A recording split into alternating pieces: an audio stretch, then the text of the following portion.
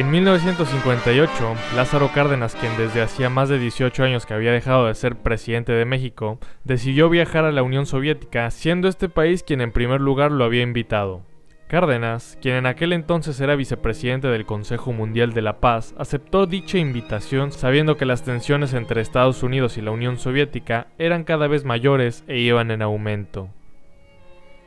La relación que Lázaro Cárdenas tenía con la Unión Soviética, en contra de lo que popularmente se piensa, no siempre fue buena, ya que, por ejemplo, durante la invasión soviética de Finlandia en 1939, Lázaro Cárdenas, quien por entonces era presidente de México, aprovechó para hacer declaraciones públicas en contra de la Unión Soviética y a favor de Finlandia,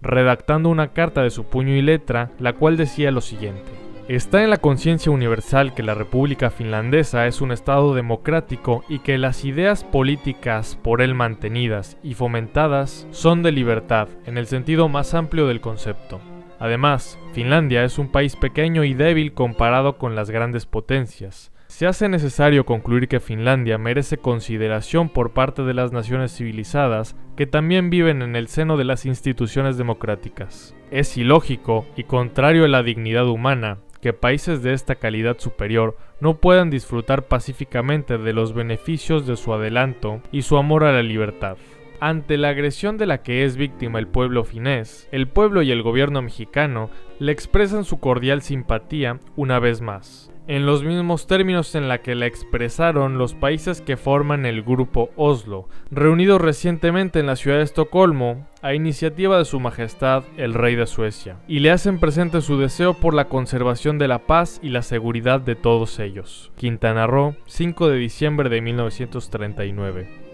Pero la aparición del fascismo centró la mirada de todas las naciones en el centro de Europa e invasiones como la finlandesa pasaron a segundo plano. De hecho, Lázaro Cárdenas también protestó cuando Alemania se anexionó a Austria en 1938, cuando se invadió Checoslovaquia, cuando se invadió Polonia, y también condenó fuertemente la invasión italiana de Etiopía. Prácticamente se podría concluir que las malas relaciones que México mantuvo con la Unión Soviética en los años 30 fueron consecuencia directa del expansionismo estalinista en el este de Europa y la influencia estadounidense en los gobiernos latinoamericanos.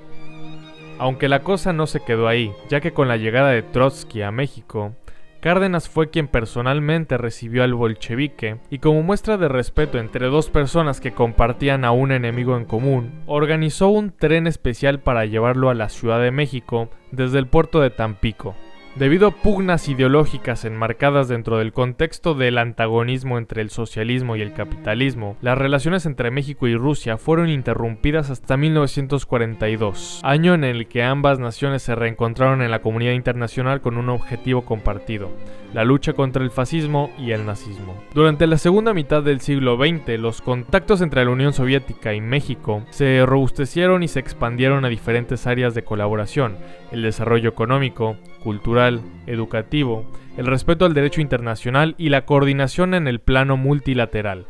Posterior a la Segunda Guerra Mundial y a la restauración de la relación diplomática entre la Unión Soviética y México, durante la década de los años 50 se sufrió un periodo de enfriamiento diplomático entre ambas naciones, siendo la Unión Soviética en todos los aspectos para México un país alejado en el que nada se le había perdido a los mexicanos. Esto, por supuesto, fue fomentado por los Estados Unidos para asegurarse de que ninguno de sus vecinos se viera influenciado en ningún aspecto por la Unión Soviética. En 1955, Cárdenas fue condecorado con el Premio Stalin de la Paz, que un par de años después pasaría a convertirse en el Premio Lenin de la Paz. 3 años después se le presentaría a Cárdenas una situación que lo pondría en una encrucijada. Dmitry Skoveltsin, experto en energía nuclear, miembro del Partido Comunista de la Unión Soviética y presidente del comité adjudicador del Premio Lenin de la Paz, quien un par de años atrás le había entregado el Premio Stalin de la Paz a Cárdenas, estaba muy interesado en conocer al expresidente mexicano en persona.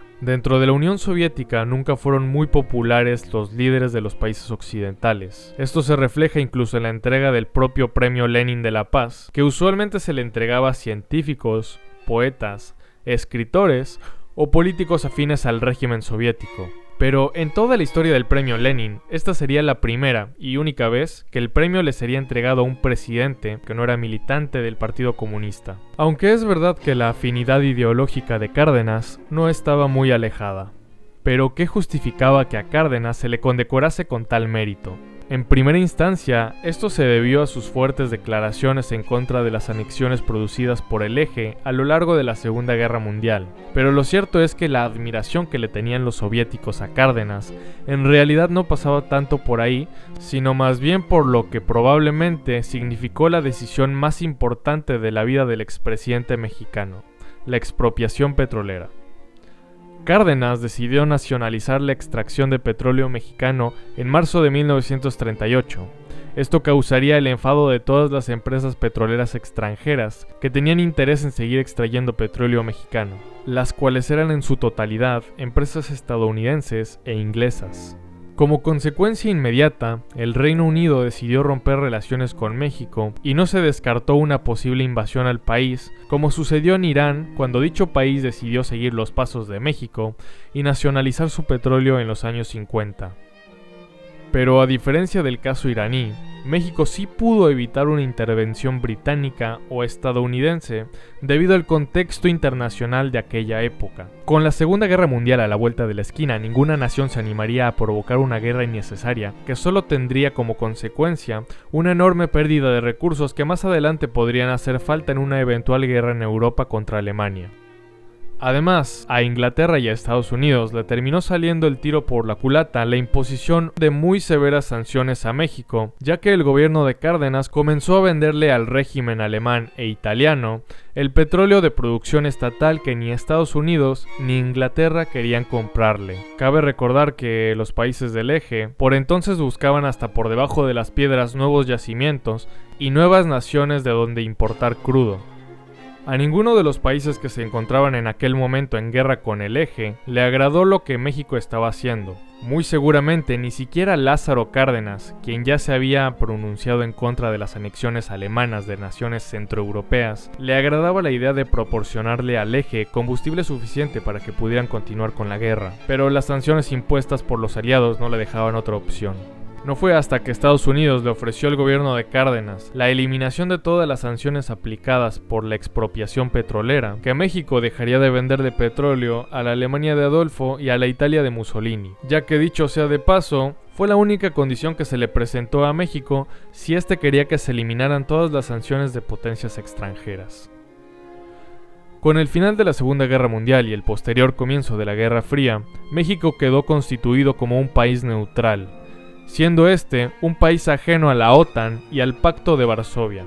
Aunque la cercanía con los Estados Unidos siempre le garantizó a México cierta estabilidad, eso sí, a cambio de privarse de hacer tratos con países que no pertenecían a sus socios más cercanos, como puede ser la Unión Soviética.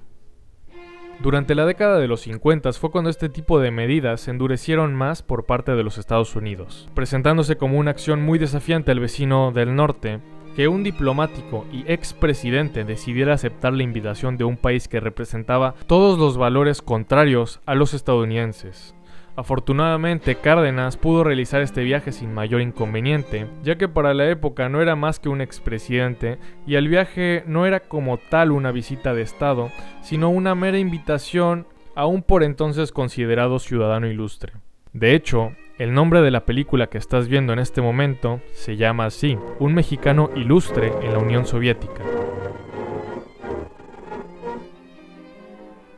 A lo largo del viaje, Lázaro Cárdenas pudo visitar ciudades como Moscú, Leningrado, que es la actual San Petersburgo, Stalingrado, que es la actual Volgogrado, y una segunda visita a Moscú antes de volver a México. Además, conoció a celebridades soviéticas como el director de cine Grigori Alexandrov, el físico Dmitry Skoveltsin y al primer secretario del Comité Central del Partido Comunista de la Unión Soviética, Nikita Khrushchev.